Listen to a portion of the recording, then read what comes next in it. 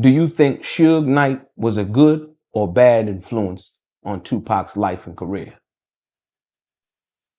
Might have been the worst thing he ever did, was sign with Death Row. And I heard from some people that he was really just the front. He really didn't put the money up. That I heard that it was Interscope and shit that put the money up, and it made it look like he saved Tupac. But if you dangle me a rope and if I'm drowning, I'm grabbing the fucking rope. I don't give a fuck who it belongs to. Let's be honest. You're going to get me out of this hellhole, because it was a hellhole. I went up there, brothers, country, funkin' looking motherfuckers with that shit.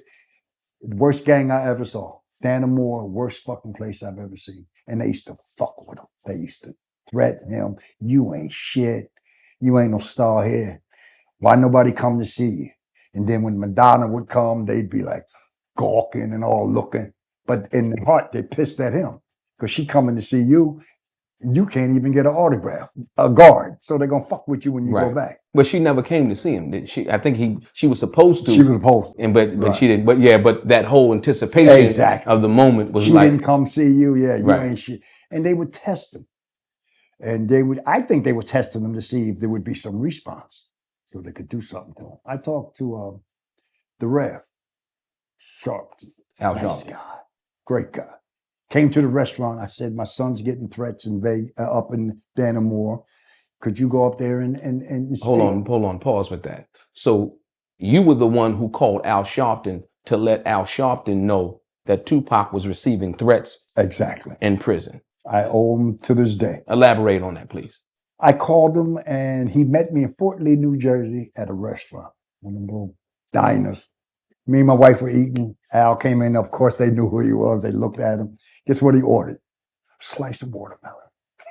I thought that was so cool. You know how they say niggas like watermelon.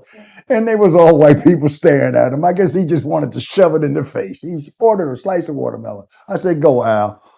Anyway, I said, could you possibly, go up to Dannemore and speak to the warden in hopes that my son's safety would be guaranteed. I went up the next day. I just loved that. He'll always be my hero. Talked to the warden. Warden talked to his lieutenants and captains. He said, Pops, when I went to visit Tupac, he said, Pops, I don't know what you did, but the warden was coming by my cell every 45 minutes saying, are you all right? Any problems? Lieutenants and captains was coming by and saying, you all right? Any problems? So I don't know what he said to him, but it must have been enough to put the fear in him that they weren't going to let his goon employees intimidate him and hurt him. And he thanked me for it. He said, thanks, Pops. I'll never forget it. I was happy, though. I still owe that man something, Reverend Al Sharp. I owe him something.